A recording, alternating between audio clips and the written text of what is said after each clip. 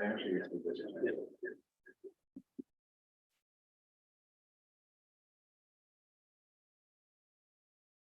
don't mind if I keep my cap on to you?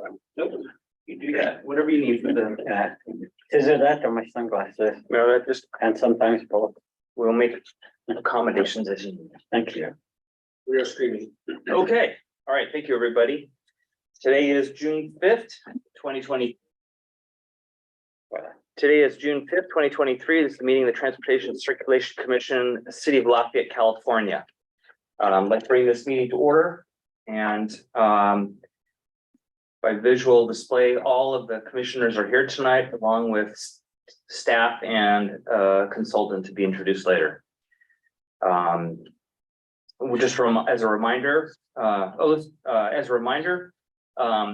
Zoom meeting portion is a courtesy, and if we have technical difficulties, sorry, we can't do anything about it.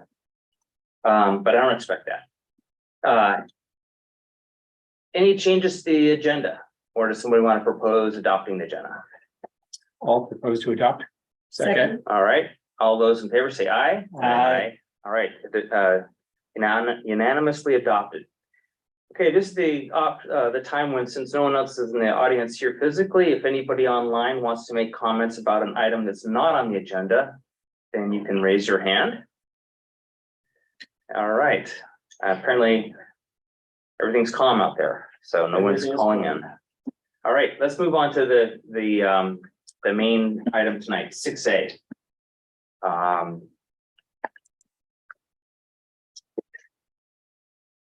Do you want to introduce the topic? I will introduce the topic. So we were here 3 weeks ago to discuss with you all the update to the traffic calming policy for the city. We discussed at kind of a high level, conceptual level, what, the direction we were taking the policy, and Charlie took us through some proposed amendments to the goals and the policies. So now, since that time, we've released a draft document that we're hoping to get comment on, and so Charlie Knox from the Placeworks is here to help take us through that. Thanks. Next slide, please. And I'm going to keep it brief. I am not contagious, but I definitely am not feeling well, and I'm going to try to save my voice and give you lots of time to discuss.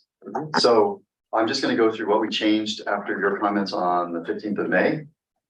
We worked to make the goals more succinct and condensed, and the process steps clearer, and make sure that we only had the tools we thought were appropriate for Lafayette's residential streets based on your comments. And the sneak preview of what's next is, if you have more comments tonight, we'll incorporate those into what we take to the city council on July 24th is our tentative date, at least for now. Right? That's the tentative date. I'm out for the beginning of July, and so we figured we could post this and enough time for the public to provide comment. And that would be the last public meeting or meeting really of any kind on the project, and conclude the project with the If I can interrupt for a second. So I was going to ask this anyway. So the LRSP and the process, and we're going to have a meeting in 2 weeks with the joint meeting.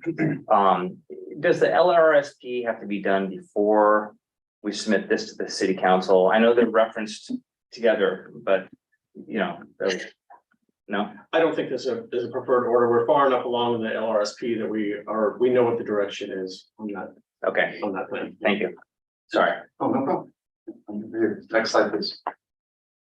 So here are the 4 goals, reworded to be more succinct, and additional comments you may have on them, of course, are welcome. Next slide, please. The 4 policies changed a little bit, but not much, but also just to try to make them as concise as possible. And next slide, please. And then I'm just going to focus on kind of the main events in the document. We have the 8 process steps.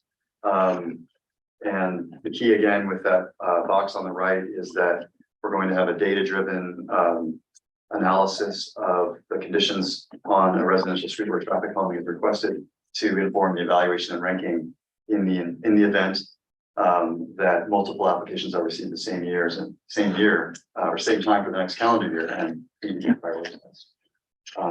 In the event that only one is received, we would still do the same thing to make sure that that there's a need for traffic calming and that the measures that are proposed are appropriate for that particular issue.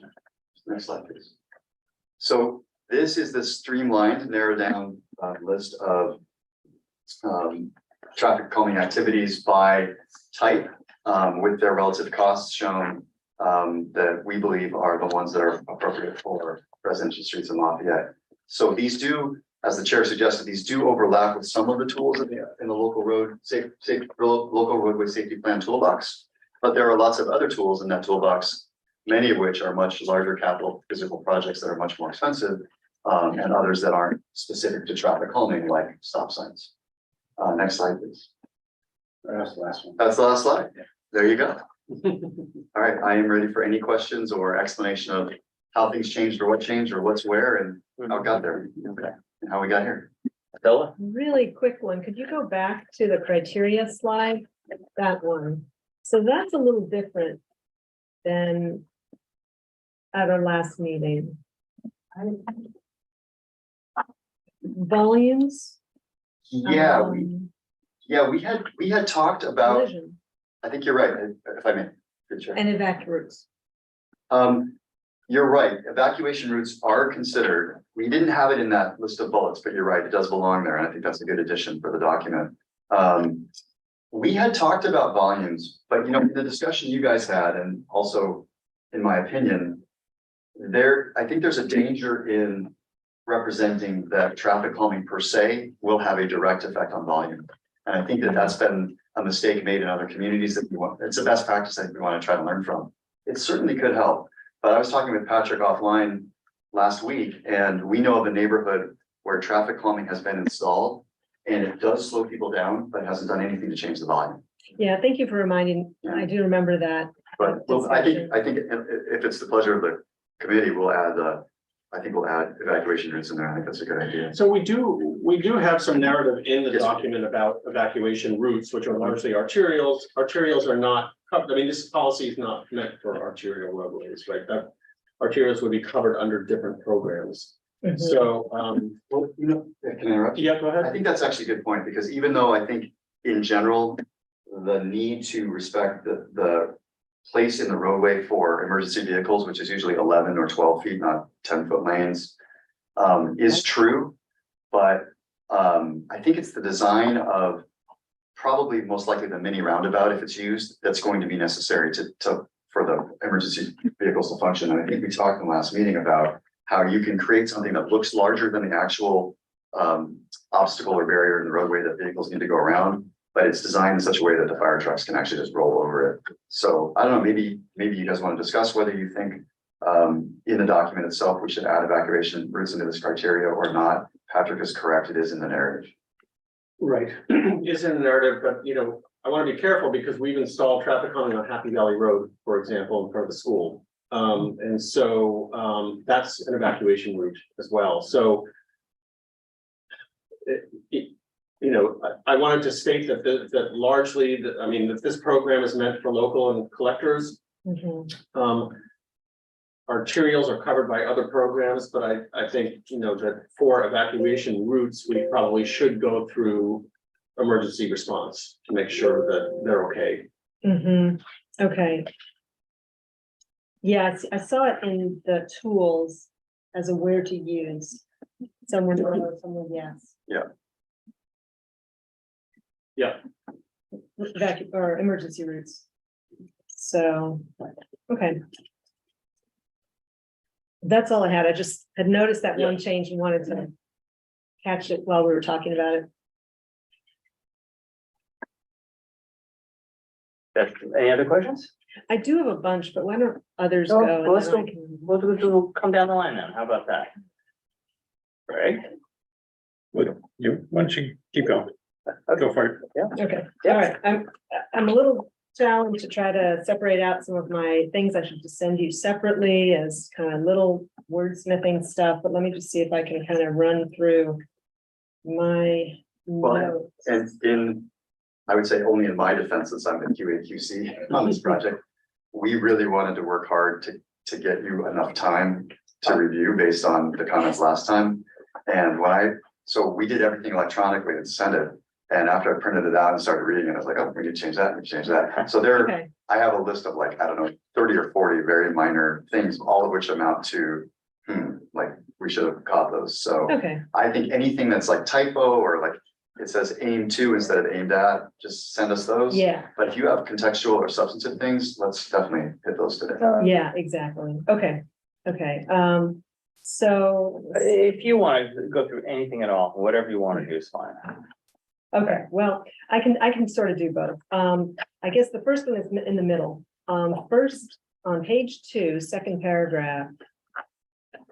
Third sentence, city will then apply a data-driven approach to evaluate the requests, considering vehicle speeds, vehicle counts, collision history, and proximity to and condition of bicycle pedestrian facilities. So I just thought that sounds like and, meaning all of those will be considered. And I wasn't certain. I mean, is that saying that, or is it or? So the first 3 could be valid. Vehicle speed, count, collisions, maybe it's not proximate to bike and ped facility, but it would still be considered or I think, evaluated. I mean, okay, to be clear, maybe we should be more clear. We need to have demonstrated speeding in order to qualify, right? In order to even cross that threshold Mhm, being considered. And then as the other criteria are ways to compare different applications, right? So that you're prioritizing based on, I may only have funding to do 2 projects next year, Mhm. a year. So probably the better thing to look at is the appendix B, the worksheet. Oh, okay. Which does show the criteria that we are proposing to use to consider Mhm. different projects. Okay, okay, so it's multiple criteria, not all of them have to be Net, pertinent, yeah, or Yeah. met in the Yeah. particular location to be considered. Okay, except for speeding. exactly. Exactly, yeah, precisely, okay. Okay, let's see, that one's kind of minor. On page 4. You start to mention level 3 treatments. Just above the safe system approach wheel. So talking about engineering treatments, speed Yeah. cushions, tables. Yeah. And that's, pretty far down the road, I thought. So, I think it's really great to describe them, but since they're also talked about later in the document as being on page 9, roadway features, on rare occasions, these other expensive tools might be. Yeah, I mean, you could, so if I may through the chair, I mean, we were trying to accomplish a couple things with this paragraph that you could argue we may or may not need to do. One is kind of pay a little bit of homage to the old system of the triple E's moving into the new system, which is the safe system Vision Zero. Mhm. And so, you could argue we could take out the words engineering treatment since that's old language and replace it with roadway features. And then it's, 3 sentences compared to 2 above for the much more likely resident action type activities. So it was pretty subjective. My feeling with this was, it was a good place to kind of presage or maybe to recap at this point, if you're reading it later, this shift from kind of the driver behavior 3E kind of system we had before into the more modern era. And I don't think it will always be true in the future in Lafayette that just the resident action kind of awareness signage striping will do the trick. There may be at least some mini roundabouts, but probably some speed bumps, cushions, tables, which I just lump into speed bumps. Mhm. So this was just a way to kind of introduce that there are these things out there, and we did limit it to the ones we thought, even in a worst case scenario, would be applicable to the residential streets of Lafayette. Mhm. But if you feel like it's getting too much into the weeds about what they are, you could change it. It's just that there isn't one other place where we kind of list them up, like explain what they are together, so. I think it's good to have it. I guess what jumped out was that level 2 isn't here, the striping and sign. Oh, that's 4, yeah. Yeah, Oh, I see, yeah, exactly. So that's where my head was like, wait a minute. Okay, well, So, Yeah, but good I think point. it is good to have this here. So, yeah, sorry, I guess I should have said that more succinctly. okay, yeah, So well, where is level 2? Got Okay, let's see. I think it would be helpful to have a little on page 4, just a sentence to describe safe system or define safe system. I know that the wheel is there, but there's a lot to take in, Yeah. and there's gotta be a 1 sentence quick Yep. summary. It looks to me like it's the same pretty much as Vision Zero yeah, I or think that's, similar. I think it's, well, you go ahead. I think it's kind of fair to say. It's kind of fair to say, but it's a little more descriptive about, wanting to accommodate human error and. Yeah. Mhm. Make sure that if there are mistakes made by drivers or pedestrians or cyclists, that it doesn't result in injury. Right? So, It also deals with the on the ground, like emergency response piece, which, Post crash care. Yeah. Okay, okay. Yeah, maybe just some okay, sentence to Yep. just define, and also maybe some links to these reference Sure. sources. That would be helpful. Okay. And then under the Vision Zero umbrella, again. I mean, when I read all these things, I think, aren't they all kind of sort of the same? And so is it under the Vision Zero umbrella, or is it more in line with sure, city's Vision Zero adoption? Or Charlie, I don't know if you have an opinion. I see it as under the Vision Zero yeah, umbrella, which is the guiding principle, and this is how you execute Vision Zero. okay, so tactical. Mhm. Okay, Yeah. okay, that's helpful. Okay. So page 5, it talks about what traffic calming is not and doesn't directly address cut through traffic. So I understand that if someone were to complain, hey, there's all this cut through traffic, it's not a traffic calming problem necessarily, but the converse happens where sometimes, you put in the speed bumps and then it can divert to other roads, which effectively is cut through. And so I think we saw that like in Burton Valley, where your recommendation was, we can't just selectively take out a few speed bumps. It's all or it's none, because they all work as a contained system. Mhm. And so I just wanted to kind of bring that out. I think that was cut through was in the current guidebook with that in mind. Putting in traffic calming in one place shouldn't just yeah, push the problem elsewhere. Mhm. and we say that, We do say that. we do say Maybe, that. Oh, okay. Yeah. Is that, That- I'm just trying to remember now, if that's earlier. it says it in the first paragraph there, Oh, yeah, in that section. oh, right. It says that cut through traffic can be difficult to quantify, but then also the fear is that you're pushing the problem to somebody else. May I ask how you're gonna avert that problem, that cars were going a different? Well, if I may. So in the situation that Patrick and I were discussing the other day, where there's a fairly organized grid of streets, and there's a main street and a secondary street that still is pretty much a high level collector. Initially, 2 speed bumps per the one block section were put in a couple of the streets, and they're flatter. And then the hillier streets that are next to them, the thought was, well, maybe the traffic won't want to go up these hills. Of course, if you have an electric car, it really doesn't matter anymore, right? But what ended up happening is all 5 of the same block between the 2 streets ended up with the same 2 speed bumps. And so I think it's funny, because when you say there's cut through traffic in my neighborhood, Patrick's response when the president calls him, how fast is it going? Right?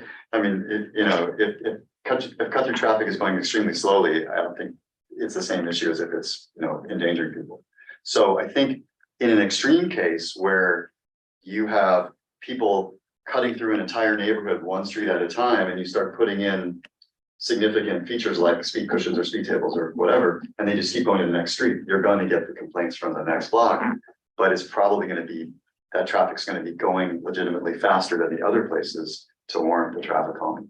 And I just don't know if you've had that same issue. Lafayette does have a grid in some places and much more curvilinear in others, but I don't think it's unreasonable to think when the city is monitoring the installation of something significant like speed bumps in one block, you're gonna wanna look at the next block and see if it ends up over there. You're right. To be clear, that has always been a part of the discussions, when the Transportation Commission has discussed calming measures, for example, and I was gonna talk about this later, the Lucille Lucille's, neighborhood.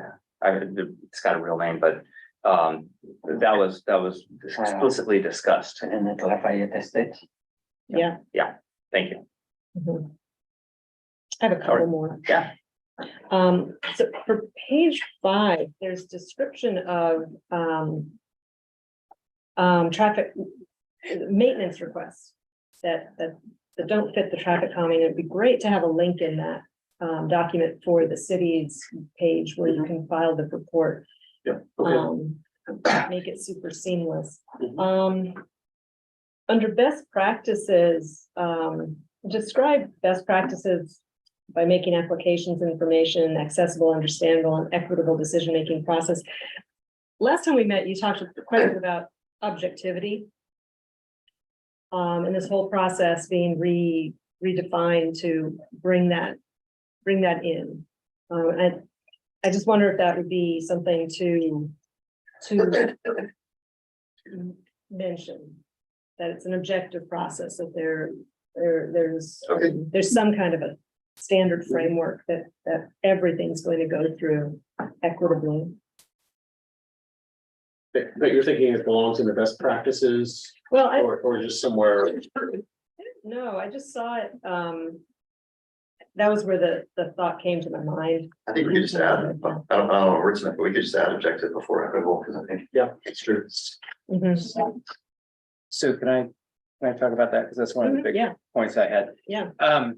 And not that it's on a different side, but another consideration. My understanding of this is, it's a guidebook.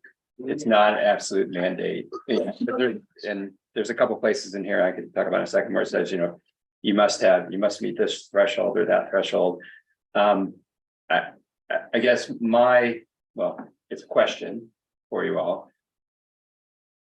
There's got to be, I know we want to have it objective, but I would also argue that there needs to be some level of discretion by the city or staff if, there is a good idea or, to follow up on something, without saying, oh, they didn't follow the letter of, the guidebook.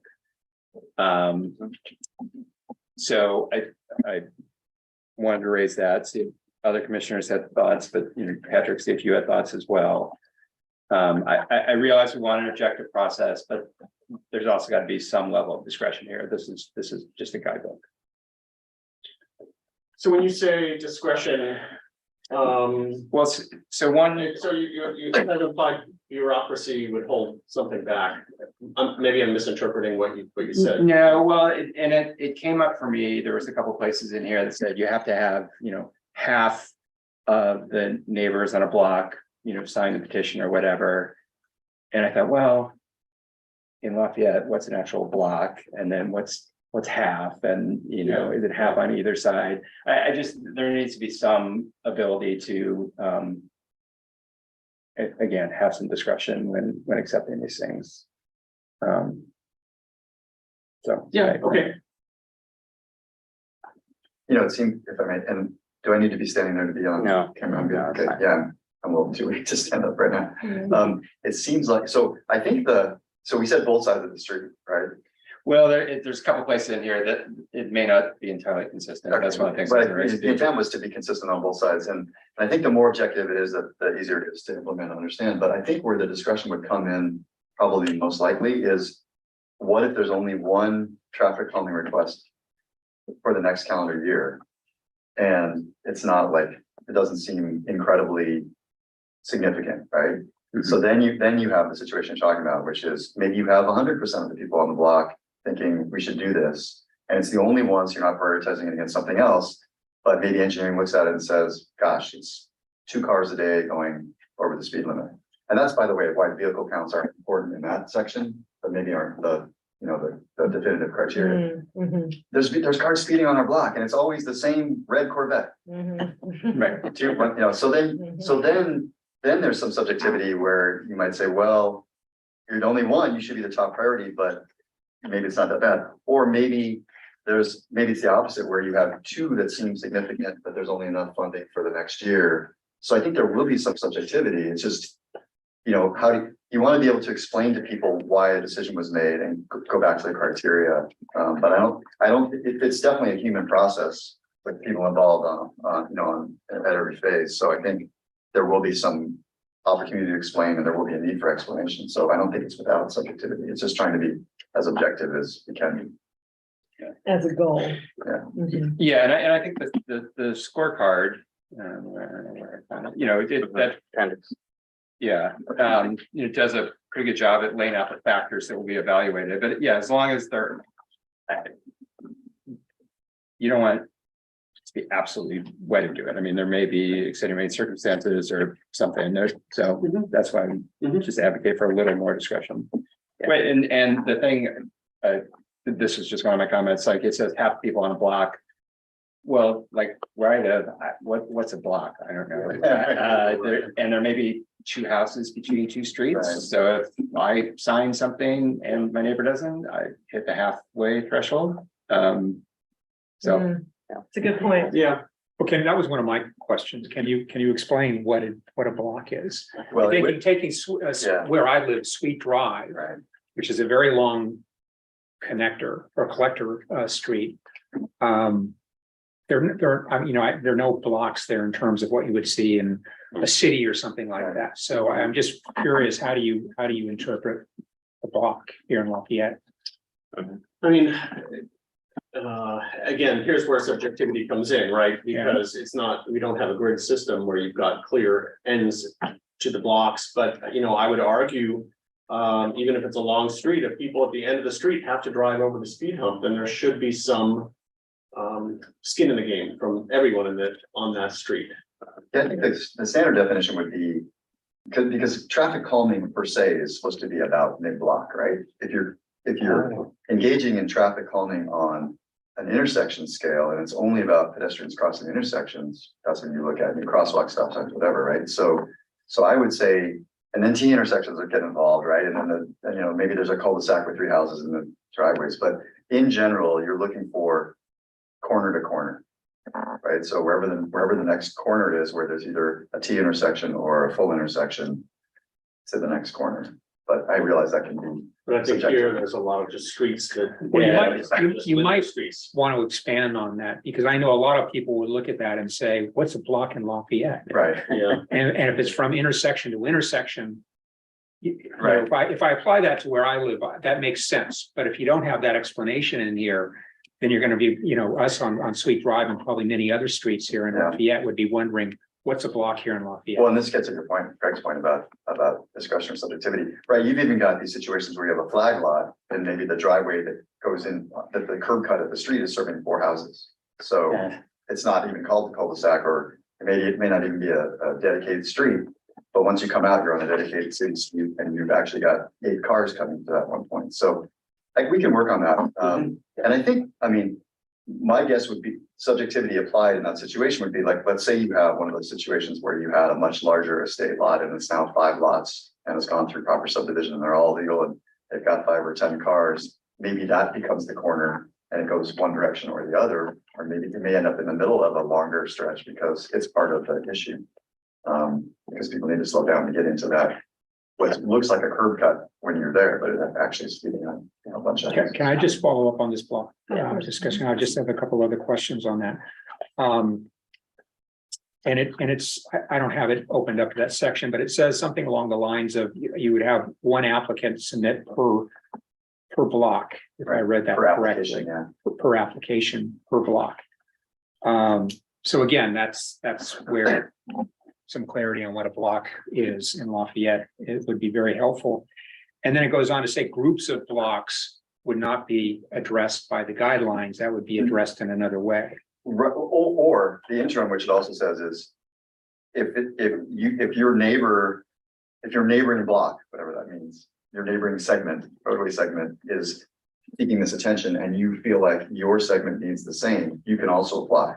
But the point is, that block, that segment, that roadway area cannot apply for the next one over and the next one over. And if it really is a situation where like 4 or 5 segments or blocks in a row all have the same issue, then it's definitely a more significant problem or project for the city to tackle than just under traffic calming.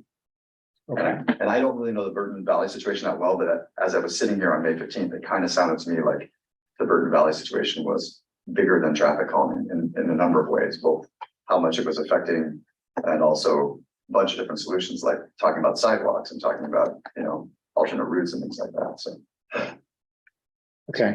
That Bart's comment was on page 10 there, because that was. Yeah, That was one of my. that area just needs to be sort of, I mean, in my mind, it needs to be cleaned up. It's just confusing to me. So. Okay, that's it. I have other questions, but I'll let you guys continue. Okay, yeah, I have a couple more. So just jumping back, I think to page 7, I think it'd be helpful to define Vision Zero objectives. What are they? There might need to be perhaps a section in the document that does talk about Vision Zero within the city, what it means. Okay. Or like almost a side box.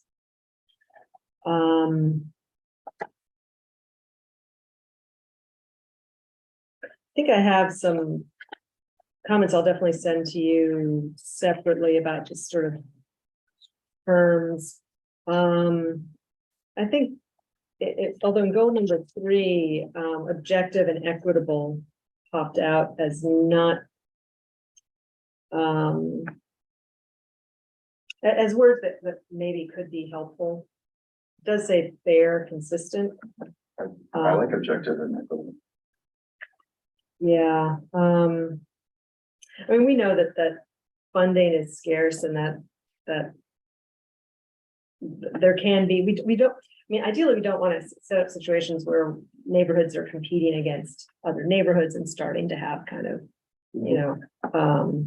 disputes. I think we saw a little of that in the rapid implementation plans where the order in which we were going through the schools, and we had some people on School Street saying it should get most of the focus and the funds, and I think I had raised the point, well, we need to be equitable, we need to actually consider all of them first, and there was some debate about that. So that's why I feel it's important to bring that objectivity and equity and state that it will be a priority. Let's see, for policy number 4, it says ensure traffic calming measures do not create substandard traffic conditions on other streets or impede emergency vehicle or evacuation access. And it's very subjective. I don't know if there's a way to quantify. Well, I mean, if I may, it seems like we're kind of leaning towards do not create cut through traffic, but I think, rather than wanting to say that, I think I mean, maybe substandard conditions is the right way, but maybe we could say create new, Pathways. What? Pathways? No, I was thinking new problems. traffic issues. Oh, new, right. Don't create, conflict or something. Yeah, maybe as a replacement for substandard. Yeah, and for the emergency vehicle evacuation, we definitely heard a critique in Burton Valley about perception that the vehicles would have, I don't remember if someone actually told us the number of seconds that longer it would take to get from one point to the other. But we did hear some public comment about what will these do for our response times. I think some response times might be in the current general plan, and I know we just submitted the safety element update, and I should know if there's anything specific in that. But top of my head, I can't think, but it's just, I don't know if it's possible, but we know you'll get the feedback, and so if there's a way to be able to say, it passes a threshold, it doesn't meet a threshold, therefore it's it's advisable. It could help. Let me see. Any other things on here? I think I can send most of this others little detail through separately. Page 8. Evacuation routes, I think. Are not in this location. I think I saw them in another spot, but I thought that it would be helpful to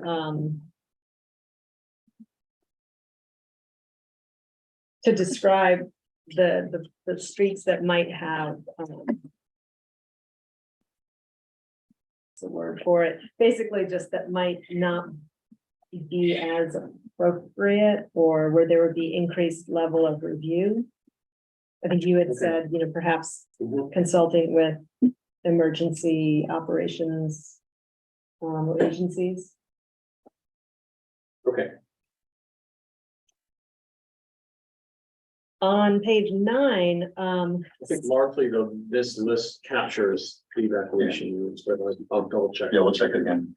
yeah, I think there are some others. I know I live on one of them, and I live on one that happened to have very extensive traffic calming put in and a sidewalk about 12 or so years ago, 12, 13 years ago. Yeah, Fire trucks, they go by a bunch and they seem to manage. yeah, So, I guess there is possibility, and especially with the speed cushions, I think, which are Yeah, the you're wheel well, yeah, so. Yeah, so I think, both are important, evacuation route and access, but also traffic calming, but we're weighing those and finding the balance. It would be helpful to just make residents aware that that is a consideration. Page 9, you have speed humps, I think, in the tools section as a level 3, I think. And it seems like speed humps are almost like a maybe level 3 light. I don't know. We know we've heard our city engineer speak of them as something that's not too difficult to design and install Yeah. and not very expensive. Mhm. And so,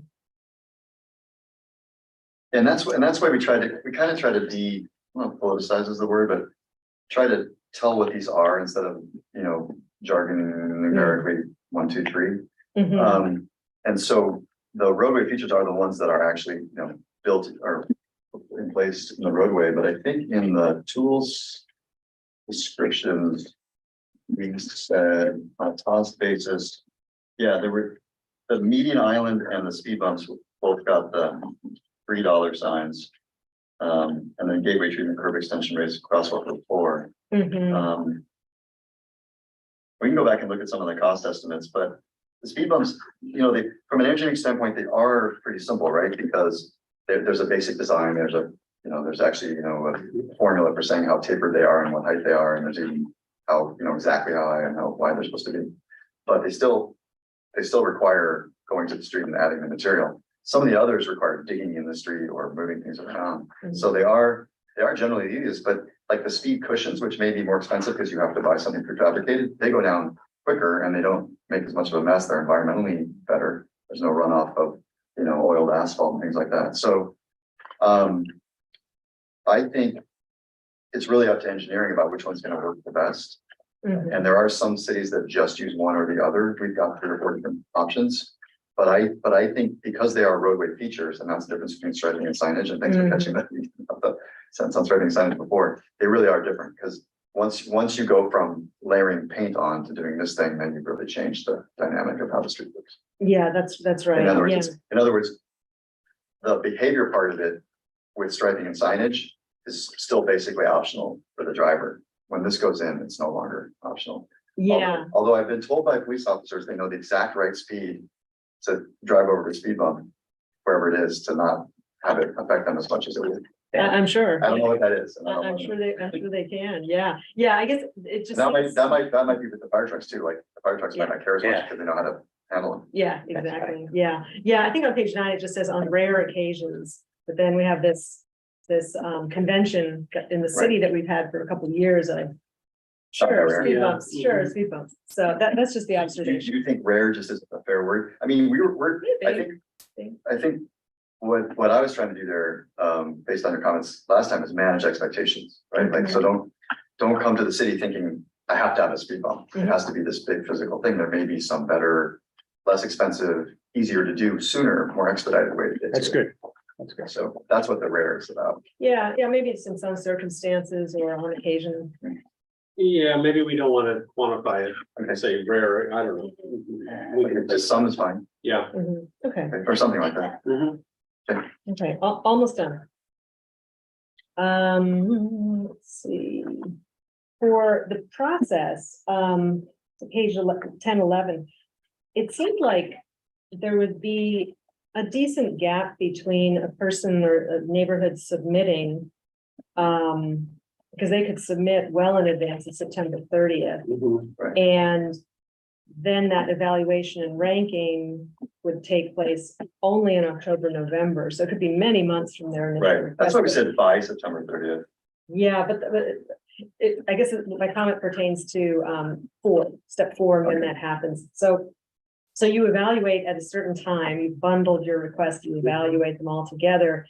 Then you get back and inform the applicants. If it's going to be just resident action, which is all the, Yeah, basic, easy to do, easy to implement, quick. Seems like those. Why can't that happen soon? Yeah, those people should just get that I feedback agree. Yeah. quicker. And so I don't know if it's possible in your workflow, when you get Mhm. the request, do a quick scan. If it's going to be a resident action, Yeah, have it go through a different timeline. it's interesting because in the last draft, we had written that and put it up at the top, and Yeah, I we remember. did, I think in the interest of trying to make it even as streamlined as it is, which is still probably not as short as it could be, we lost that, and you're right, that piece was lost, so. Yeah, we can get that back in. Okay, yeah, and the other part is for step 3, where it is an engineering and design requirement or a approach.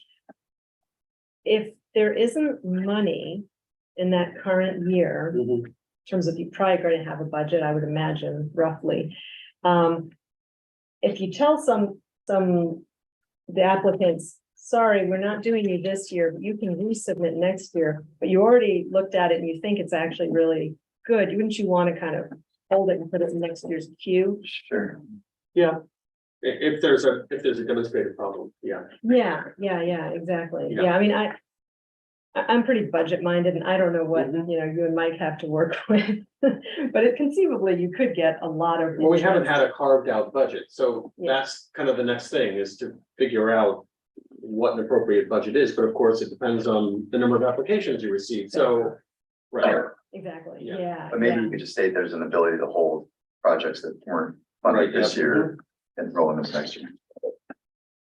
Or maybe, I don't know if this does address the finances directly. I don't think I saw anything in there. Maybe, entirely your call, but mentioning that this is Yeah. a budget.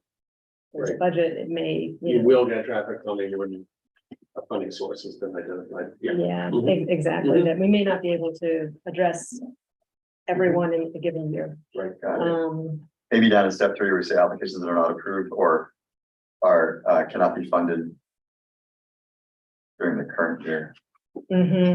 yeah, and it's super small thing. Step 4 and step 5 are really kind of like branches, I think. If you follow the 1, 2, 3, where, you're either gonna be told resident action or you're gonna be told engineering design. Mhm. So, when I read through it, it sort of looks linear to me until I actually read it and think about it and, Mhm. Okay. Yeah, and the reason it ended up that way is, in addition to the ones you guys just described, which I agree with, where it's just clearly like, if engineering, public works is clearly like, this is yard signs campaign, education campaign. That's one thing, but if we need to look at it more carefully, and then after the evaluation, it comes out like, that's really all that needs to be done. they will be waiting longer, and still need to be given those tools, even if they got their application in well before September 30th, but it wasn't until it got, you know, a closer look that they determined it. My guess is the reality will be, regardless of the time of year before September 30th is applied for, engineering public works is gonna have a pretty strong feeling like, you know, it looks more or less like this is probably gonna just be the resident action level. So you guys should probably go out and start doing it now. We will still take a look. Don't get your hopes up. And then, you know, maybe if we find out, hey, there's something else we could do. You guys heard me say before, I love the bike boulevard. I think it solves a lot of issues.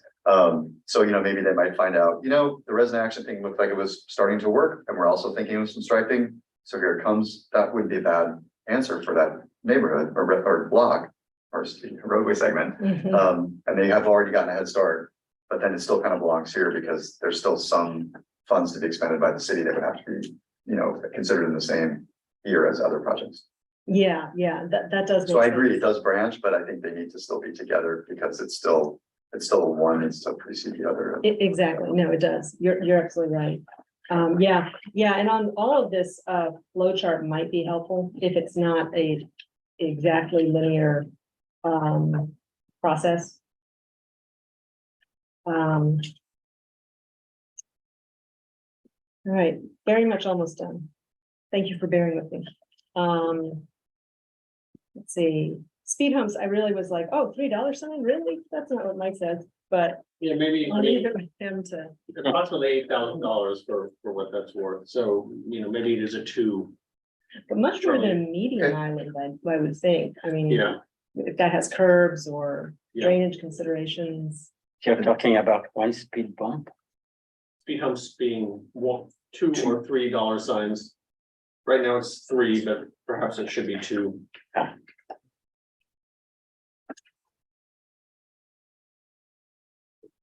Let's see, under page 14-15, traffic education, traffic pledge. It says that each of those are not applicable to emergency routes or transit routes. I think that's just a typo. Unless I'm not understanding it properly. Actually, can I go back to that for a second? Patrick, I think the solution for this is to put speed bumps before median island, keep it at 3 and give median island 4. Yeah, maybe. Because if you look at like radar speed signs and speed bumps, they're kind of pretty close to each other. I don't know, if maybe radar speed signs is a 3 instead of a 4. But other than that, I think the rest line up pretty well with the actual cost. You and I can look at that more closely and look at the cost estimates again. We didn't want to put an actual dollar value because it's gonna change. Oh, yeah, oh, for sure. Probably already has. Yeah. So page 14-15, traffic education, traffic pledge tools. They say on where to use emergency routes, transit route, no. And that has to be a mistake, right? Yeah, that must, Yes. yes, you're correct. Thanks for catching up. Good catch on that. Oh, sure. I was reading it thinking, wait, am I missing something on that? I don't know. In terms of questions about the document or suggestions, that's what I have, so I'll turn it over. I have a few other thoughts later. Overall, I really liked it. It's much simpler, easier to follow. It, has a good flow to it. So I was pleased to read that. One item that I thought may be valuable to incorporate from the previous plan are either the concept of the FAQs or a couple of FAQs, because I imagine one of the first things you're going to get is speed limit, stop sign, et cetera. And I thought those were kind of helpful boxes in the previous plan. Yeah, okay. So we can look at that. Aside from that, we've talked about the block issue and I maybe use different nomenclature. I don't know, immediate area. You were talking about something else. Roadway segment. Consider that, yeah. Yeah, It's hard not to go to jargon. It's going to be really different in various sections of Lafayette. And then we talked about, resident action. I think some of those, it may be pulled out of the process because it's much simpler, but Stella addressed that. And then I think my other comments.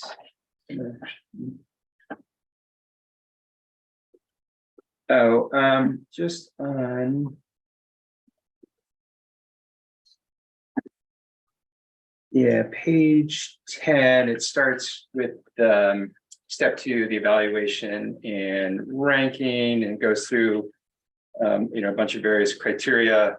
It may just be easier to reference appendix B there, because that is going to be those are the criteria that were, Okay, yep. that'll be listed. And then I've got a few minor comments that Patrick, I can email you. Okay, thanks.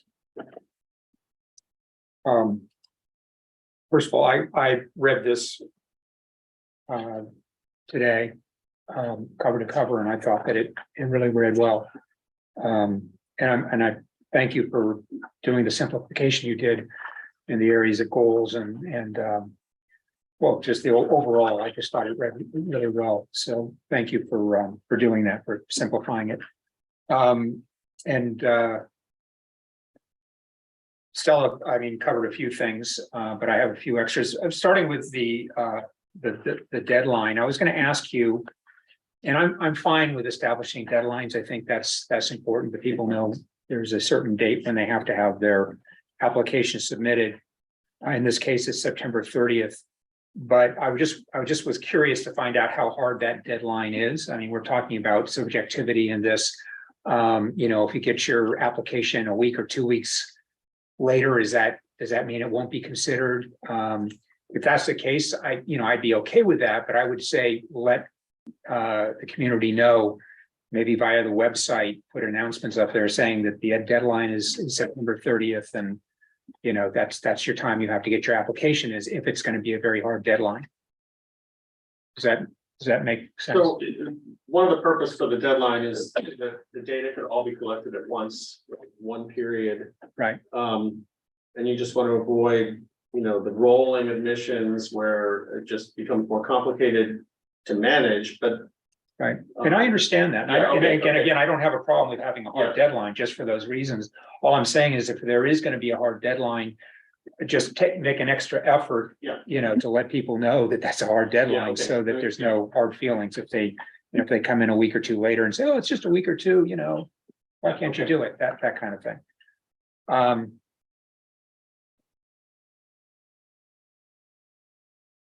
And then going into this step process, and I guess this sort of follows on to some comments that Stella made. I guess even though in step 2, the evaluation and ranking, that's basically a staff function, and staff is going to be looking at what they've received and applying the criteria. That's clearly a staff action. But I assume that for the applicant, there would be the ability to dialogue and just say, what's the status? How are things going? Where we are we, with this, that kind of thing. I assume. There's something in there about that. I thought, Charlie, do you remember if there was some sort of text about, ability to respond to the status at any point? Anyway, maybe it was taken out because we did streamline this over the weeks, but I can add. Well, I think to be fair too, we also wanted to not create an undue impression that city staff would be knowing things all through the process and not telling anybody. And you could just call city staff every week and find out an update, because it's not true. As Patrick said, the uniformity of collecting the data would portend that there's an endpoint to that, and then evaluation, then we know. So we were kind of trying to balance that we want to be open and communicative, but we don't want to create this impression that we're going to just be able to tell you new things as this process is going on, instead of getting to the end of that evaluation, which is actually what's going to happen. So, and I think that was one of the issues that may have been faced, if not here, in other communities about traffic calming, is once there's an application in the mill, people are pretty legitimately interested in what's going on. And there's often not a lot the city staff can say until the data's been collected and compared. So but I think we did have a statement before, but I'm not sure we want to put back in the exact same one we had before, because it might have been. Well, but the alternative to that, I understand that. I get that, but the alternative to that, though, it's a long period, it's a 2-month period. It is. And what you want to avoid, if there's complete radio silence during that period, surprising Right, a community with something they didn't expect. That's right. And then you get, unhappiness from that. So that's, if there's a way, without, creating a situation where staff would be overwhelmed with calls, where you can respond to people's questions just to update them or something. And I think the solution is gonna be what Stella suggested. Which is, if it's clear right away that resident action is gonna be basically what's necessary or what's gonna be appropriate, or nothing, which probably isn't likely because there's a significant problem that as far as the city's attention probably won't be nothing, but that could resolve this issue because if there's an immediate opportunity for the city to come back and say, hey, we're not 100% sure, but it looks like resident action is really probably going to be as far as this goes, they're going to know that right away. And that could that fill would that be, gap. no, that would be good. So we'll work on the timing of that, but That if would be good. it's 2 months before you find out anything, maybe it's only 3 or 4 weeks or a month before you find Yeah, out. that I would just be don't know fine. how I'm gonna know that without data. Well, I think, yeah, I mean, you may be right. I think you and I need to talk about it more, but you're right, because well, yeah, this gets back to the roadway segment length, right? Because if a roadway segment's only 2 homes and they won't sign the petition and that's all it needs, and everybody else in the neighborhood is saying, I don't see a problem. Maybe you start to think, well, it could be so localized that it won't be more than resident action, but yeah, you're right, it's gonna be tough. Well, let's talk about it some more offline, because it seems like that could work, but you may be right in that there may be other situations where you just don't know. Right. And you don't want to prejudge, and you don't want to go back to people and say, oh, we think it's just gonna be resident action, Yeah. because that might not be the right answer, and that might. The whole point of this is data driven Yeah. and objectivity. And I don't have a problem with that. Yeah, And I don't have a problem with the 2 months for staff to do what they need to do, especially if you have a bunch of applications you're having to run through and you have to do all the analysis that you need to do. I have absolutely no problem with that. But if it's a matter of an applicant just wanting to know what the status of Oh, things sure, are. yeah, okay. Yeah, we're, Yeah, okay. we're close, or no, I'm sorry, we're still in the middle of it, but we'll Okay. get back to you Got it. and, whenever, Just the that ability kind for of thing. them, I just Yeah. want to have that ability I just think it's important that applicants have that ability to get that information. Okay, And then just going, and I like on page 10, I like the step process and responsible party, and then the dates. That really gives people an idea of what the process is in steps and who's doing what and what happens by when. I think that's all really good. But then there was that issue if there is resident action, we've discussed that. If there is resident, why can't that be Yeah. communicated earlier? I'm just gonna suggest, and you guys are smarter than I am, you can do whatever you want, but again, preserving staff time of November, December to go through and, October, November to evaluate and rank. Mhm. Not touching that, but going into informing the applicants, you have November and December. I was gonna suggest that maybe you can just do that in November. That would just be an action that you could do in November. And then at the same time, for resident action, that could also be in November. Just a suggestion, and that way it seems like if it is resident action, which is easier to communicate into resource for the applicants to do, it could get to them sooner, and maybe it can happen even sooner than that. But I think that's sort of a logical progression using this matrix that you've developed. So that's just a suggestion. You can take it or that could work. leave it. Yeah. Can I just add one thing, follow up on that? If someone, I mean, usually people react to maybe an incident or like a repeated bunch Yeah. of observations, and then they all get really, energized and collect the signatures, all of that. Mhm. If that happens in, say, December, January, and they know that it's not going to be reviewed until September of the next year, it's a really long gap. And so it seems like resident action might be kind of like that, card in your back pocket that you Right. can just pull out and say, well, this is our time frame. This is how we go about this. And we're not judging your application at this point, but you're certainly welcome to use this resident action toolkit. So at least you're giving them Yeah, something. right. Mhm. Yeah, That's good point. that's a great point. Good point. Yeah. If I can just interject based on, this is the area we're talking about, the it seems to me that, a lot of the traffic calming, or specifically speed humps, work that has been done in the past had been tied into the city's summer paving project, because that's the most, often the cheapest and most expeditious way to get those accomplished. But, I wondered if there is a way to,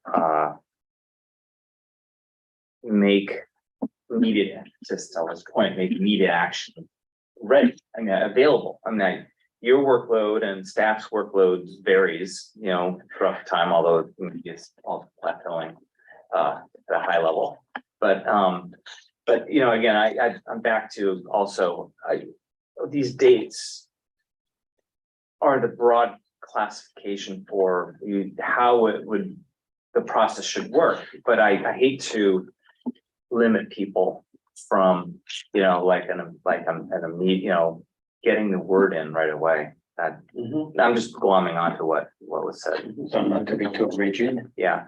And also, I don't know if it's necessary to talk anywhere in this, but I think the reality is CIP process, where we don't have budgets then for speed humps. And we've talked about maybe we should have a budget for speed humps. If you saw a whole queue of speed hump requests and it might look like they need to do it, then you probably would want to inform the people involved in that process that that's something that need to get done. Because I'd hate to have to, because there's usually this preliminary budget and there's the final budget, and was it in October or November? I'm not sure when, but by December, by September 30th, is it all wrapped up already? I don't know, right? I So don't think so, no. those were the thoughts. I'll give it back to Bart, but those were thoughts I had earlier, and I just wanted to make sure that we don't cut people out because it's either staff time or there's money, right? Yeah. So. I'm sorry. I thought a good example was Carroll Lane. I know, Patrick, you weren't there, but Carroll Lane turned out to be very well disposed of, for lack of a better word. And there was one, basically, a block captain who and Carroll Lane is really not a block. But they were able to talk to each other, all the neighbors, and that helped a great deal. And the city was pushing them to get together, and they did for several meetings. And so I was involved in somewhat. But I was surprised how well they got together and did it. And then we ended up with 2 speed bumps, which that worked pretty well. That's my best example that I can think of. But it was after they got together. Oh, yeah, definitely, yes. Yes, the city had no choice but to do something because it was getting ridiculous. They had formed the actual net. Yeah, Yeah, okay. There was, The citizens, I know they came to see us. As well. And they had Yes. they had created a net. yes, exactly, yeah, Yeah, okay. thank you. all right, Bart. My last thing, so I'm just curious, on page 17, and maybe this was discussed earlier and I just missed it, but. Street narrowing can be used on an emergency route. Because the right thing can, This right, yeah, yes, it's just, that's yeah, okay, okay. Yeah. and that's why actually, we had to call street narrowing and we looked at chicanes and other features and it's not gonna work. All right. So that's why. Okay, can I say something about that? Sure. I live off of Moraga Boulevard, and so there are all those chicanes, if you want to call Yeah. them. But it's more of a game of chickens, Chicken. seriously, and so it really doesn't slow down. So if there's a big truck, a big pickup truck, it just go through and gets a little unnerving for some of the drivers. I know we purposely chose this picture because I'm not sure that where this was done was exactly what was intended, and it really slows traffic down because there isn't actually enough room in the lane with the cars parked for the car to travel. So I'm not saying we're gonna do this in Lafayette, but where this was done, it really does work because the car that's in that traveling lane coming forward towards you is like, well, my lane isn't big enough. I really need to slow down. So there's lots of ways to do it, but yeah, the main thing was, we looked at first of all, the physical chicanes are very expensive. And they confuse people, and they're, as you and I know, we all know, they're really bad for bicycles. It's as bad as a car backing out of a diagonal parking Exactly. Can space. you describe a chicane? Well, it would be like a slalom course, you know, it goes like this, and you can stripe it that way. This personally is not my favorite tool, because it just creates confusion, but it really slows people down, because it's not something they've seen before. And again, they work in Europe where people are more used to the need to go more slowly and kind of conform. But I don't think they're as good in a residential street situation as something like just really like adding a shoulder, add a shoulder white fog line and just make it narrower than it was gonna be. The person driving the fire vehicle knows they're not gonna fit there anyway. They're not worried about it, but then it can drive right over it. In fact, the stripe might be inside the wheelbase, not where the tire is. So the chicane, you keep the road alignment the same, but you're just You're making it jog, yeah. creating. Was from the bulb outs on Moraga Boulevard, they create. Lombard Street is probably the ultimate example. Oh, yeah, that one I know, for Yeah. sure. On Moraga Boulevard. There's Moraga bulb, Boulevard would be chicane, because those are just bulb outs at the. Yeah, well, I thought that's what he was referring to. But it's Yeah. mid-block, so it's like mid-block Yeah. holdouts Yeah. and random, and Yeah, well, they're dangerous also for cyclists because don't see them. some of the really extreme ones actually are like diagonal Lombard streets.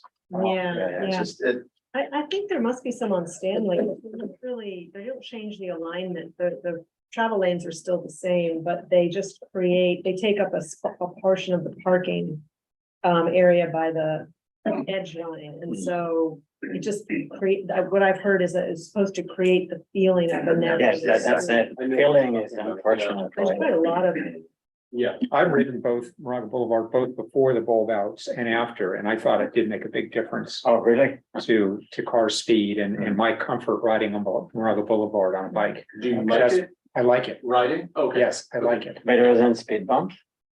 Yeah, Oh, really? I think Moraga Boulevard is a great application for those. And Moraga Boulevard pinches in at the Yeah. intersection. Yeah. And, Yeah. yeah. I But it's guess we also would, pretty parked out. in the too. parlance here, we probably call it curb extensions, but bulb out's the same. Anyway, that's everything I have. Again, I want to compliment you, both of you on this. It reads, it's well organized, it's very readable. I think that in that way, you're getting a lot of comments from us, but I think it's a really good document. So well done.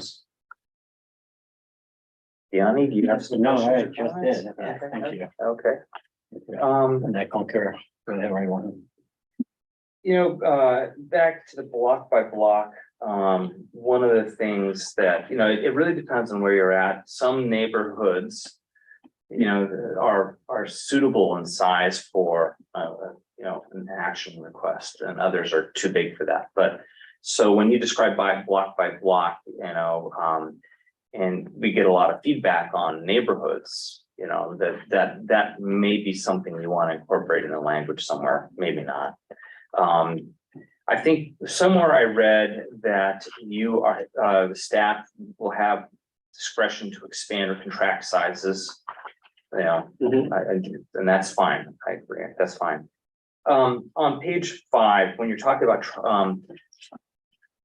vehicle speed and collision data. Do you currently have or get collision data? Is that something that's appended to streetlight data or separate? How is that gonna really, do you have that actually data available to help make decisions in this process? We can pull Tim's data, but in the future, the PD is working out a way to get us more regular reports. There aren't a lot of collisions on these streets, so that's a good thing. I'm not expecting that there are gonna be a lot of points given to that category. Right, okay. But yes, I can measure collisions. Charlie, this is for you on page 9. I know you probably have it in your notes. The first paragraph, resident action, ends kind of abruptly. It says and conducting something. Oh, yeah. So, I think it's surveys, right? yeah, something. I want to go back to step back a little bit about the tar forms. And you've got what we've got, city now has websites for traffic calming as well as transportation. There's links to the tar form. There's gonna be the traffic calming page that also will have, the forms and so forth. My recollection was a lot of traffic calming programs began as a tar form, where then staff had to go back and tell applicants, oh, you really need to do this traffic calming process or something. And that may be wrong. I just, that was back in my head. And so I didn't know whether on the tar form, because on the website, it says if you're looking for traffic calming, use this other, webpage. But do you want to add something with the tar form that says if you're looking for traffic calming, this is the wrong form to use, okay? That was just a thought. Quick Yeah. thing on tar, I think the tar says, what do you think the solution is? So that I would recommend changing to Yeah. conform. Well, we do have an appendix here, Yeah, we have a new form. Yes, But we would. But not a all tar, but have you a still have that tar. issue, yeah. I think, yes. Giorgio, speaking of what we have now, which is two things, the traffic Right. action request and the traffic calming request. And In the year that I've been here, I've seen traffic calming requests come in as TARs only. so will you keep both forms and a process for each? I'm not even sure if I've even seen the traffic calming request form, to be honest. Okay. The program's been on hold since I've been here, right? Right. So, Okay, but yes, that would go away and be replaced by this. Okay, so tar then would disappear. No, TAR would be kind of other things. Oh, I'm that sorry, okay. Are not speed related. right. I misunderstood. And then that was my point, is maybe the tar form needs to be, a disclaimer on it that it's speed Yeah. calming is a different Yes. form. Category. Were you gonna say Yeah. something else? Or- No, Okay. I'm sorry, Yeah. I'm agreeing, and if I may, Chair. Yeah, my understanding with what Stella was saying is, if we go with this new simpler traffic calming request form, that's fine, but the tar form should say, this is not for traffic calming. Right, request. yeah, right. Now with the tar process, citizens have the right to appeal denials to this body and maybe even to the city council. With traffic calming, if it comes up where you decide based on the data and everything else, it's not something that Mhm. let's say advanced solutions aren't going to be something. It's not, I didn't see that specifically in here that there's a right of appeal anywhere, or maybe I missed that.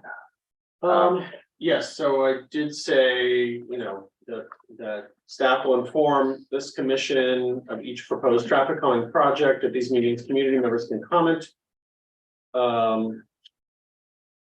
So maybe I need to be more clear in here that, As long as it's understood, Yeah. I wanted to make sure that citizens have the right to appeal yeah, if they don't like the results of this. okay. Well, I think, if I may, Yeah, I think the municipal code will always be in play and would allow any staff decision to be run first to the director and then appealed from the director to the council. The question is, would you want? And I'm just thinking out loud, I don't know if you would want a formal process where if someone disagrees, it would come to this committee, because under the code, it would end up bypassing the committee and going to council. And so I think the question for us to consider is, do you want to just restate in here that this is a staff level decision that by the municipal code is appealable first to the director of the department and then to the. Well, typically it goes to this group. So that's what we're getting at, is would you want it to come to you? And then if it did come to you as on appeal, what would the status of the committee's decision be? I mean, commission's decision, excuse me, is always appealable to council. But I don't know if you have other decisions that are staff decisions that are appealable to this body or not. I didn't look at that. Like the planning commission, you would normally have that, right? Mhm. But are there decisions you make now at a staff level that are appealable to the commission? The TARs. Only the TARs. Mhm. So this would be similar because it has the same kind of request. Yeah.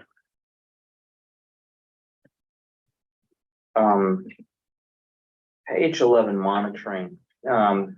It sounds like the monitoring will be for I don't know, 6 months. I don't know what the period is, it's probably defined by you based on the conditions, right? But it might make sense for you to consider a year later, sending a postcard to, if you put in speed humps in the neighborhood. Do we follow back at a year later? Hey, is this working? I would expect that people would just complain to you if it didn't work, but maybe they won't, I don't know. So I guess the question on the monitoring I had was, is there more than 6 month follow-up? And maybe it's not worth the effort, but I was just curious, if you had thought about that. So, all right, I'm almost done. So the appendix B, the traffic of calming, the worksheet. Part of the idea of making, quantifying this is so that there's two things. There's one is you can rank proposals against each other to see who needs priority treatment or whatever, based on money or whatever. The other thing is, I guess the question is, would you also use this as a base? Like, you don't have any points here, or you've only got 3 points, right? Okay. And to be able to understand how that might be useful, I think it might be good to go back and Vianney mentioned Carroll Lane, and also I mentioned earlier, Lucille neighborhood. I'd be curious to know, just as part of this process, if you went back and try to, fill this out and see what the scores were, so that we could get an idea on projects that went through before, how would we rank them? What kind of points would you get? So that as you get new projects, you can get a sense for, is this like good, not good results, bad results, but what is this ranking? So that was just a thought. So that is all I had for my comments and questions. Follow up to what you're speaking of. One of the things that we used to have, which I think preceded my time, so when I say we, it means transfer, in 2018 and prior, was a periodic presentation of the TARs that had been received with information about what the staff was researching. So a different process. That was a rolling application process, but I guess I don't know, would it be helpful, would other commissioners find it helpful just to know kind of what's coming in? So I think that we added at the first meeting of every month, we added an item that was going to include the TAR request update. So, but yeah, I think that. And that would be traffic calming. And I think traffic calming as well. Right. The bulk of the TARs that come in are traffic or speed related. Yeah. Yeah. Yeah. Yeah. So, Okay. since I've started, I've collected those, I've gone and gotten data on all those streets so that, when we do have a new policy, we're ready to go. Sorry if I'm going off on a tangent to what your point was. No, Which is- no, I was just wanted to be referring to the old system, which Yeah, was okay. rolling, but it also was visibility for the commission about the TARs. Yeah. Whereas after in 2019 forward, we weren't getting those Okay, updates and meetings, and so we had no idea yeah, okay. what people were bringing forth, like the Lafayette Valley Estates. Mhm. We didn't know it was requested until it was brought to us as, hey, what do you think? And I see. then we're suddenly Yeah. 12 speed bumps and $84,000 later. Mhm. As like, oh, okay, I guess, is this a priority? Well, I guess, but If I may, through the chair, the other place this could be important is the issue you talked about before, where one year there might be 3 super competitive, all really significant applications. Yeah. And it'd be good to know how the ones that didn't make it that year because of funding scored, because then next year you might get other applications that don't score as highly. And if the one is kept in the queue, it's going to be good for you to know and the community to know, even though you applied this year and you might have done well against the ones this year, we were holding one from last year that's really a higher Mhm. priority. So mhm. that's good. What I'm glad you didn't ask is, should you have a threshold for these things? Because I don't think so. I think they should be compared to whatever is available that year and maybe carry over to the next year. And something that scores 26 this year might be the best thing next year, but there was something that scored 35 and 40 this year. So Yeah. I think it's good to know those numbers, Yeah, but not set an absolute floor or ceiling because that may not be relevant from year to year. And I had one other comment, it's a very minor picky thing, like, when at the bottom of every chart, for example, page 14 and 16, where you mentioned, environment, and there's no environmental impact, and that's fine.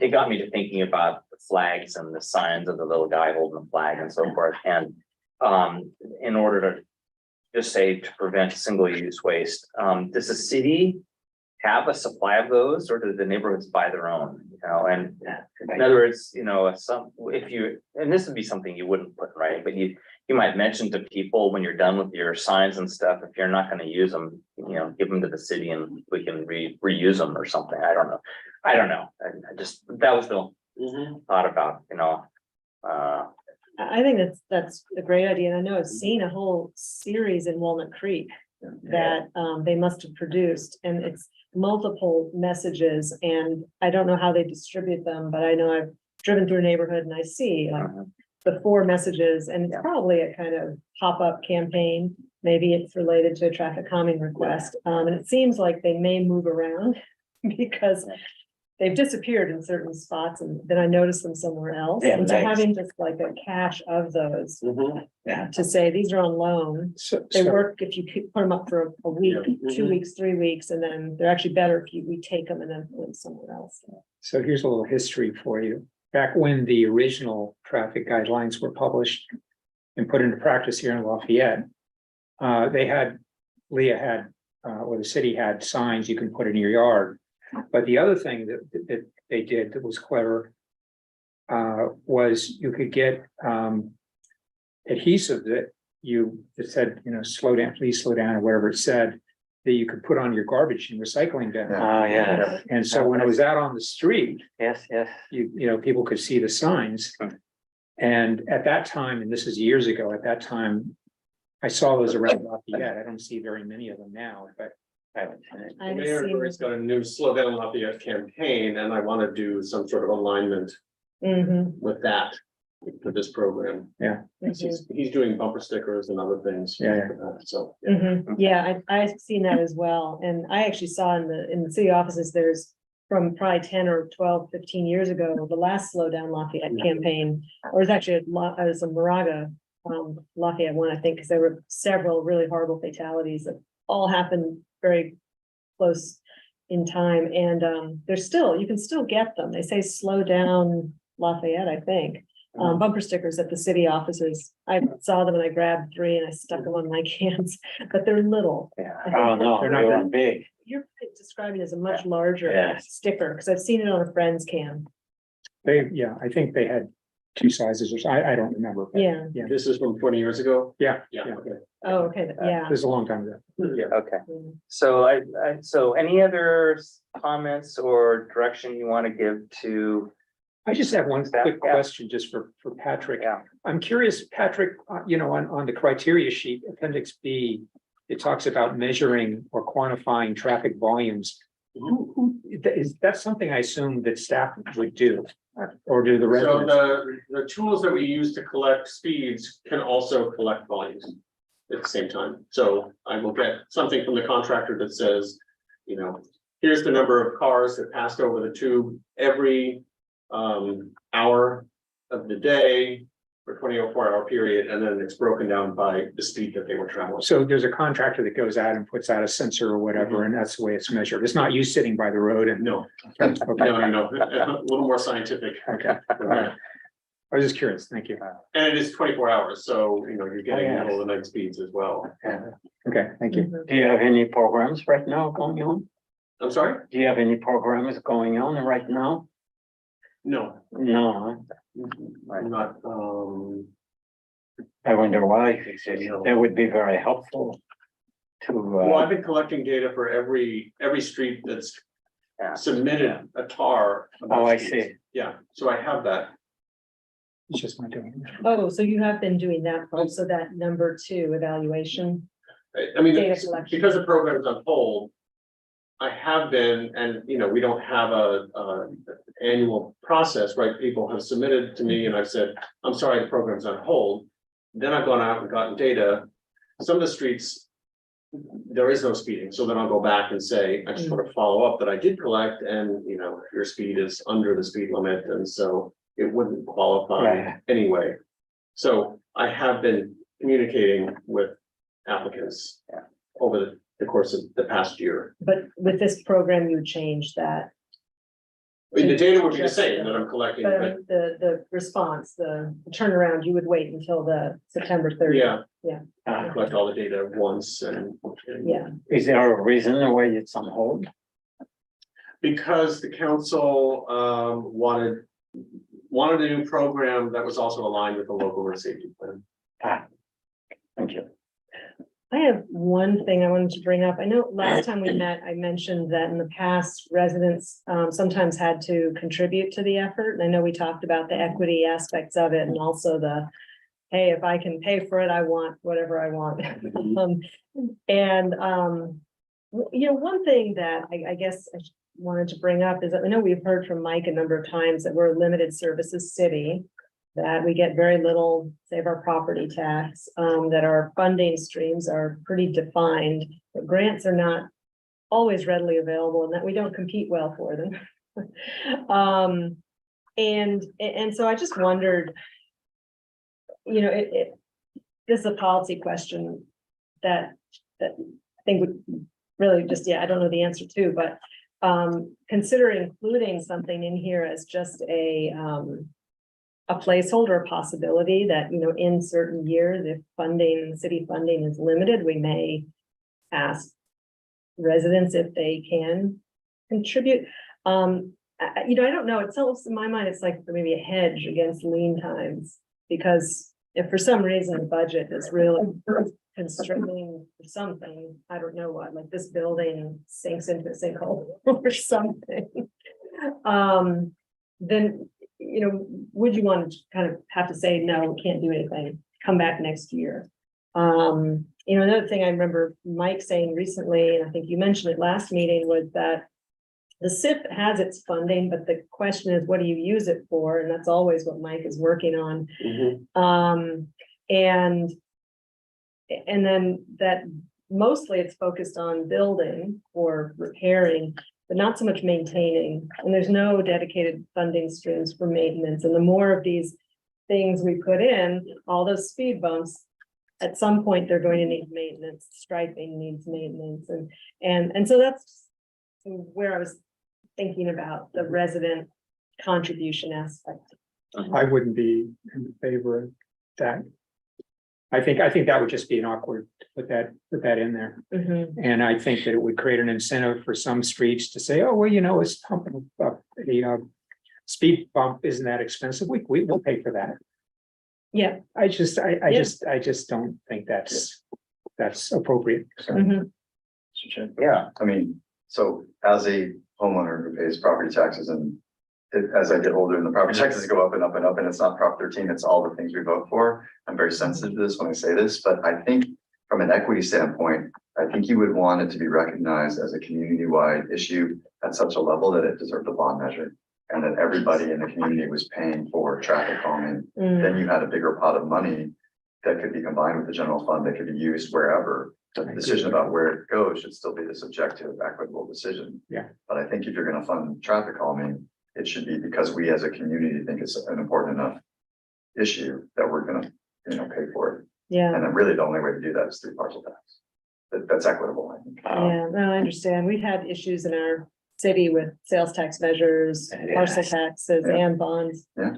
You know, we come out of a limited services inception or incorporation, and that's very much still in our foundation, in our budget We process. mostly spend the money for education, actually. We always have incentives to pay for more education. Oh, well, yeah, in terms of the city and the priorities, the school bond issue Yes. or parcel tax for Thank you. school and bonds is what people do respond to. Oh, yes. Yeah, but city But- initiatives have No. not fared so well. Yeah, but to your point, to Stella's point, or does a reference to money need to be, I mean, we don't put references to money in the bike or walkways plans. I don't think, you know, in other places, that seems to be more of a tactical thing. The city council might want to change the way they approach funding in the future. But to your point, Stella, you know, Measure J might disappear. It will. Yeah, Yeah. Might not and be- might not get Contra Costa voters renewed, Did yeah. not right. voted against a replacement so- twice, I think, Right, right? so anyway, but I hear your point on funding. I just don't know that I'd want to see it in a Mhm. policy document. Okay, well, no, it's fair. I just wanted to raise it and No, that's a good point. put it out for discussion. One last thing, for reviewing this current document, we have a bit of time before the council meeting, in July.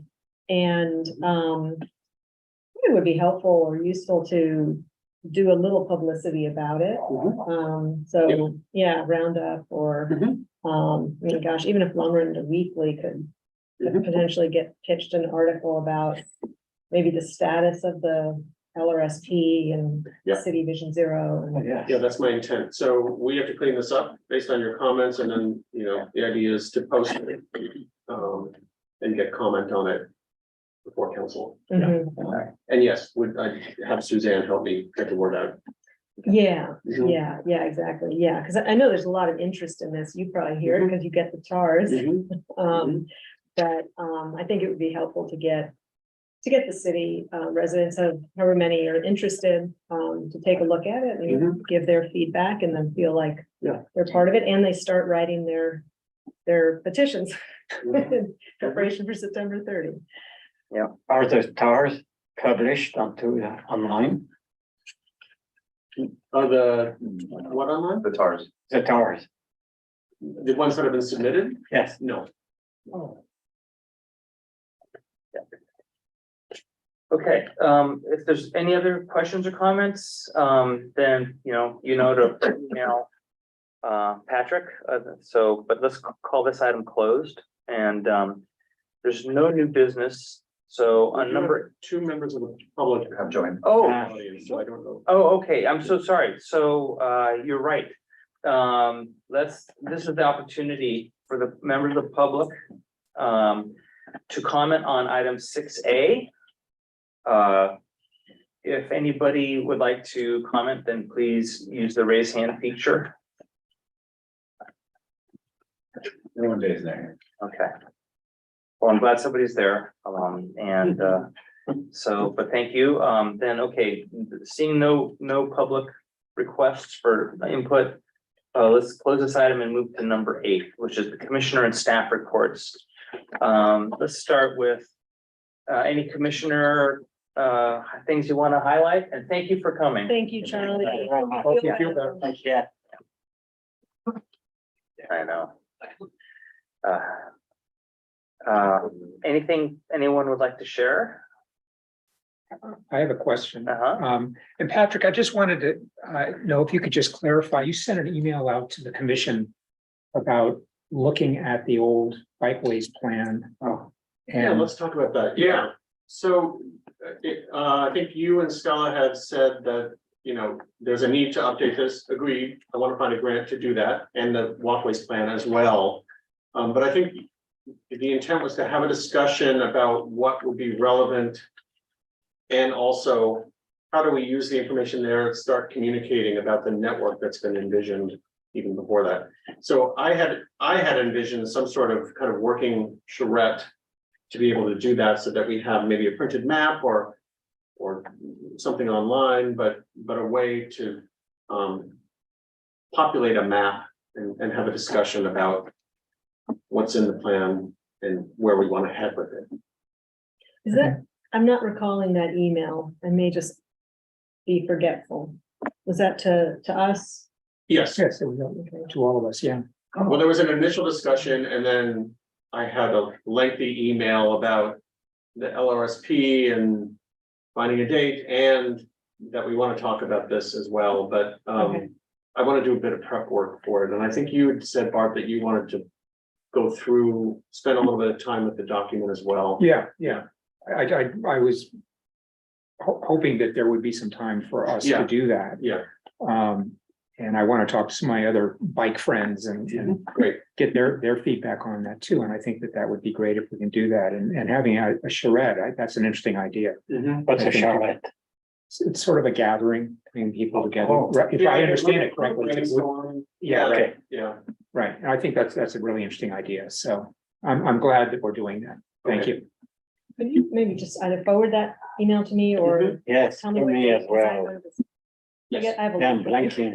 So, Yeah. Yeah, You do. I'm completely blanking. Okay. So Um, charrette is a French word to show together people? Is that what it is? You tell I me. don't know. That's why I'm asking, because a charrette is, how do you spell it? CHARRETTE or something A like that. charrette is a cart. A card. A card. Yeah, I never heard charrette as a group, but It's a group brainstorm. I don't know, is there a better way to describe it? It's a Yeah. planning, What- yeah, profession term. Yeah, Yeah. No, I've heard charrette used before as a way of bringing people together. maybe it's a charrette. A I don't know. card. You are, you're both right. I'm just looking online. You can, anybody at home can Google it later, but it said a meeting in which all stakeholders in a project attempt to resolve conflicts and map solutions. The origin was from late Middle English or French cart. But why, I don't know. Okay. Sorry. No, that's okay. So you want to keep going on? No, it's great. Thank you. Yeah, Okay. I'm good. Promise? Okay. I had a question you might want to expound on. You mentioned the mayor's campaign about go slow. Did you want to share anything with us or and I don't know if I didn't prep you or anything. a lot of it is with the police department, Yeah. and so that is behind their request to buy new equipment. Right. And a new liaison there that is kind of finding his feet, and Andy Conley, and we're starting to work together to share data. Mhm. And he is going to come here at a future meeting as well. Yeah. So, That's great. Yeah. Any other things from the city council or staff world you want to mention to us? well, the draft local road safety plan, I'm expecting very soon. And so it's already gone through a round of reviews by me, so look for that to hit your inboxes this week. And that will give about 2 weeks Mhm. before the next meeting on the 19th. That's great. Great. Okay, anything else anybody wants to mention? No? All right, it's 8:40 PM. This meeting's adjourned. All right. Okay. I never heard that.